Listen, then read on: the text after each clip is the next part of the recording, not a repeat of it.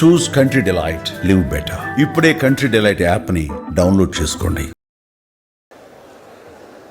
1983లో మొదటిసారి నేను ఎమ్మెల్యేగా ఎన్నికయ్యేటప్పటికీ నాకు సినిమాలు ఎక్కువ చూడటం అలవాటు లేదు. కానీ చూసినటువంటి సినిమాలలో క్యారెక్టరే గుర్తు, కానీ నేను యాక్టర్ను గుర్తుపట్టేవాడిని కాదు. మా మలక్పేటలో ఎన్టీఆర్ గ్రూప్ అని, నాగేశ్వరరావు గ్రూప్ అని కొట్లాడుతుండేవాళ్ళు, కానీ సినిమాలలో వీళ్ళు అని నాకు గుర్తుపట్టేవాడిని కాదు. అందుకని నేను ఎన్నికలు అయిపోయి అసెంబ్లీకి వచ్చిన దానిక వీరు ఎన్టీ రామారావు అనేటువంటిది నాకు గుర్తుండేది కాదు. కానీ ఆ యొక్క వేవ్లో, ఎన్టీ రామారావు యొక్క వేవ్లో బీజేపీ నుండి ముగ్గురం గెలిచినాం. వెంకయ్యనాయుడు గారు, జంగారెడ్డి గారు అంతకుముందు ఎమ్మెల్యేలుగా ఉన్నటువంటి వాళ్ళు.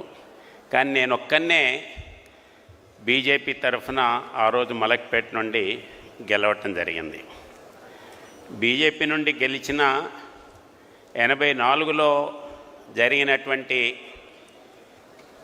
అక్రమంగా ఎన్టీ రామారావు గారిని పడదోసినప్పుడు భారతీయ జనతా పార్టీ ఎట్టి పరిస్థితుల్లో ఇది అన్యాయం, అక్రమం, రామారావు గారి వెంట నిలబడాలని చెప్పి నిర్ణయం తీసుకున్నప్పుడు ఎమ్మెల్యేలందరినీ వాళ్ళు ఎట్లా ఎత్తుకపోవాలి, లేదా ఎన్టీ రామారావు గారి పక్షాన ఉన్నటువంటి వాళ్ళని ఇక్కడికి రాకుండా ఎట్లా చేయాలనేటువంటి ఇది ఉన్నప్పుడు ఎమ్మెల్యే క్వార్టర్స్లో ఉన్నారు అని అంటే వాళ్ళని తీసుకురావడానికి పోయినాం. అక్కడ గొడవ అయింది.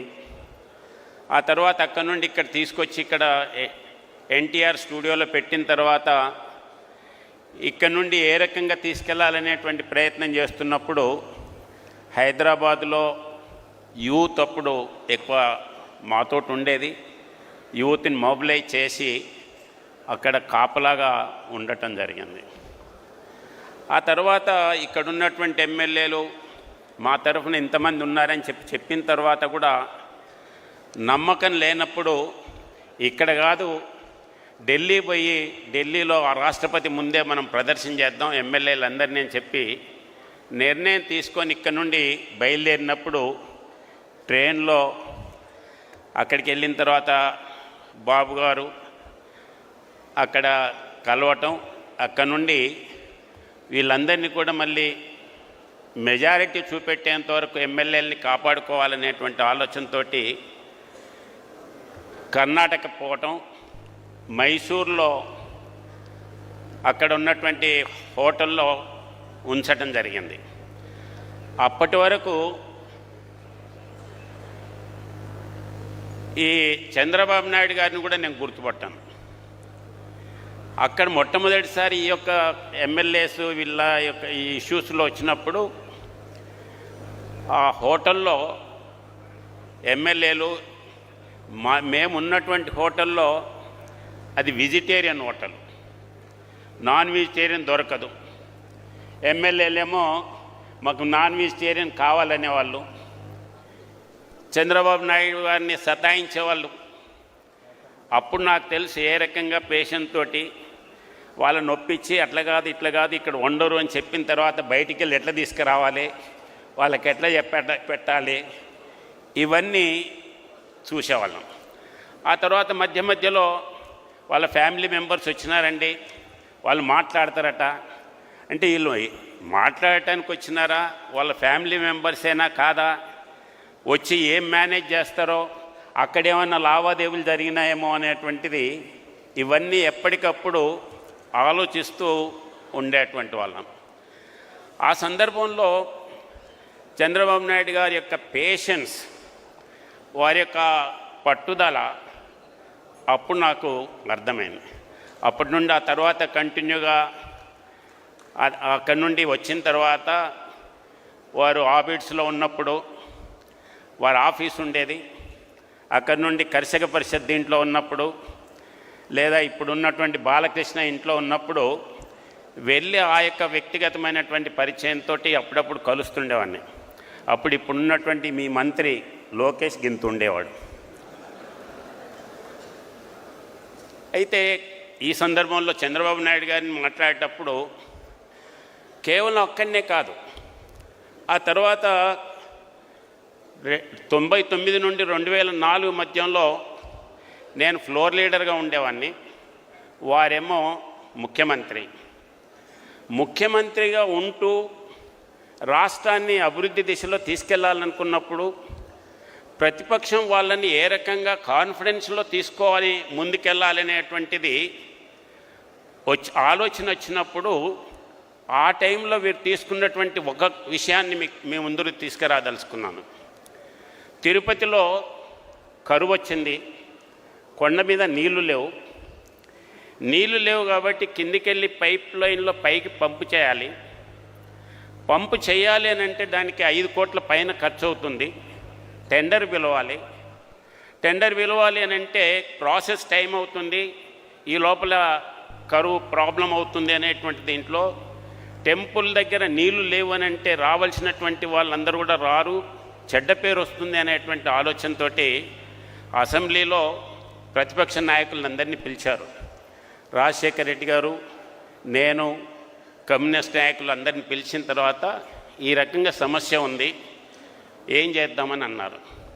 అప్పుడు అందరూ కూడా మీరు టెండర్ పిలిస్తే లేట్ అవుతుంది కాబట్టి నామినేషన్ పద్ధతిలో ఇచ్చేసేయండి అని చెప్పటం జరిగింది. ఆ రకంగా అవసరానికి రాష్ట్రం యొక్క శ్రేయస్సు దృష్ట్యా అందరినీ కలుపుకొని ఏ రకంగా పోవాలనేటువంటిది అప్పుడు చంద్రబాబు నాయుడు గారు చేసినటువంటి గుర్తు.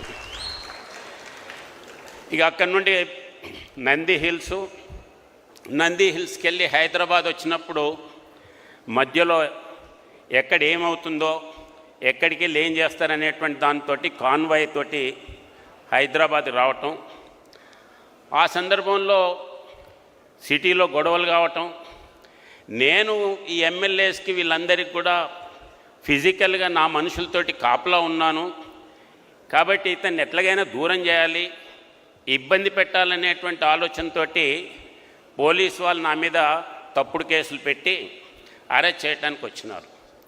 ఆ సందర్భంలో ఎన్టీ రామారావు గారు గవర్నర్ బంగ్లా ముందు, రాజ్భవన్ ముందు మేము ప్రొటెస్ట్ చేయడానికి పోతే అప్పుడు పోలీసు వాళ్ళు నన్ను అరెస్ట్ చేయడానికి వచ్చినారు. ఈ రకంగా అరెస్ట్ చేస్తున్నారు, ఎమ్మెల్యేని తీసుకెళ్తున్నారంటే అప్పుడు చైతన్య రథం మీద ఎన్టీ రామారావు గారు పిలిచి, బ్రదర్ ఏం కాదు నువ్వు వెళ్ళిరా, మనం గెలుస్తామనేటువంటి దీంతో కౌగలించుకొని నన్ను పంపించినటువంటి ఆ యొక్క సీన్ ఇప్పటికీ నాకు గుర్తుంది. ఆ తర్వాత అసెంబ్లీకి వెళ్ళిన తర్వాత మళ్ళీ నా దగ్గర గన్ ఉండేది, బీజేపీ వాళ్ళు గన్ తీసుకొచ్చినారు, అఫీషియల్గా గన్ను ఉన్నది తీసుకెళ్ళొచ్చు అనేటువంటి సంగతి వాళ్ళకి తెలియదు కాబట్టి ఆ రకంగా బదనాం చేయడానికి మళ్ళీ ప్రయత్నం చేశారు. కానీ అల్టిమేట్గా ప్రజల యొక్క సపోర్ట్ తోటి గెలిచి మళ్ళీ ముఖ్యమంత్రి అయినారు. ముఖ్యమంత్రి అయినప్పుడు నేను ప్రతిపక్షంలో ఉన్నాను. కొత్త బిల్డింగ్లో అసెంబ్లీలో మొదటి రోజు మొదటి ప్రశ్న నాది. ఆ ప్రశ్న ఏం ప్రశ్న, ఏమండి రామారావు గారు, మీరు ఈ కరప్షన్ వీటినన్నిటిని కూడా అరికడతాము అది ఇదని చెప్తున్నారు కాబట్టి మంత్రులందరూ కూడా వాళ్ళ యొక్క ప్రాపర్టీస్ని డిక్లేర్ చేస్తారా, వాళ్ళ ప్రాపర్టీ ఎంతున్నాయి ఏంటిది ఆలోచన ఉందా అని చెప్పి నేను అడిగినప్పుడు, బ్రదర్ మా మంత్రులే ఏంది, అందరు ఎమ్మెల్యేలు దీనికి ప్రతి సంవత్సరం కూడా డిక్లేర్ చేయాలి వాళ్ళ ప్రాపర్టీస్ ఏంది అని దాన్ని చెప్పటం జరిగింది. ఆ రకంగా అప్పటి నుండి నేను వేసినటువంటి ప్రశ్న తర్వాత కాలంలో దేశంలో ఎంత ప్రభావం ఉంటుందనేది నాకు తెలియదు. కానీ తర్వాత ఏమైంది, ప్రతి సంవత్సరం ఇక్కడ ఇవ్వటం మొదలుపెట్టారు. ఈ యొక్క విషయాన్ని తీసుకొని ఎలక్షన్ కమిషన్ వాళ్ళు ఎన్నికల్లోనే దీనికి అఫిడవిట్ రూపంలో వెయ్యాలి అనేటువంటిది ఆ తర్వాత దీంట్లోకి వెళ్ళి వచ్చినటువంటి దాని యొక్క కంటిన్యూషన్ అన్నట్టు. కాబట్టి అపోజిషన్ వాళ్ళు ఏమడిగినా దాన్ని పాజిటివ్ దీంట్లో తీసుకొని అడిగేటువంటి పని చేసేటువంటి ఆలోచన ఆ రోజు ఎన్టీ రామారావు గారు. అదే కాకుండా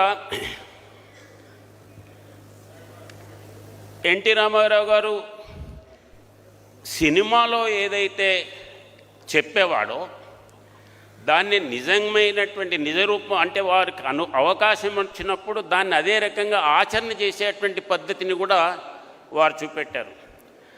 ఆ రకంగా సినిమాలలో బీదవాడు ఎట్లుంటాడు, వాని సమస్య ఏంటిది, వాటిని ఎట్లా ట్యాకిల్ చేయాలి, ఆడవాళ్ళ సమస్య ఏంటిది, వాళ్ళ ప్రాబ్లమ్స్ ఏందనేటువంటి దానికి ఆలోచన చేసినప్పుడు బీదవాళ్ళకి తినటానికి తిండి ఉండాలి కాబట్టి 2 రూపాయల కిలో బియ్యం పథకం ఆయన తీసుకొచ్చాడు. ఆడవాళ్ళకి ఆస్తిలో హక్కు వారు తీసుకొచ్చారు.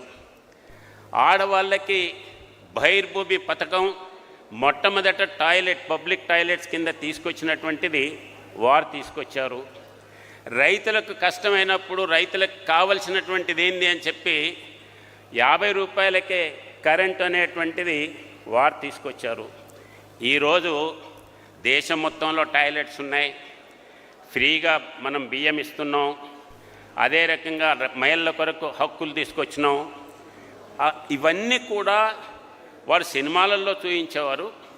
ఆ తర్వాత వాటిని అధికారంలోకి వచ్చినప్పుడు దాన్ని ఆచరించటానికి పూర్తిగా అమలు చేసినటువంటి వ్యక్తి ఎన్టీ రామారావు గారు.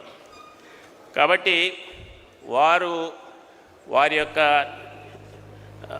వీటిని మనం ఇప్పటికీ అదే రకంగా జయప్రకాష్ నారాయణ గారు వారి యొక్క ఉద్యమం ద్వారా ఎమర్జెన్సీ వచ్చి అప్పుడున్నటువంటి ప్రతిపక్షాలన్నింటినీ కూడా ఒకటి చేస్తే ఎన్టీ రామారావు గారు ఈ యొక్క ఉద్యమం ద్వారా దేశంలో ఉన్నటువంటి పొలిటికల్ని కూడా నేషనల్ ఫ్రంట్ మీద ఒకటి చేసినటువంటి వ్యక్తి ఈ యొక్క ఎన్టీ రామారావు గారు. మీ బిజినెస్ ఏదైనా మీ ఊర్లో ప్రమోషన్ చేయాలంటే అది సుమన్ టీవీతోనే సాధ్యం. ఇప్పుడే సంప్రదించండి.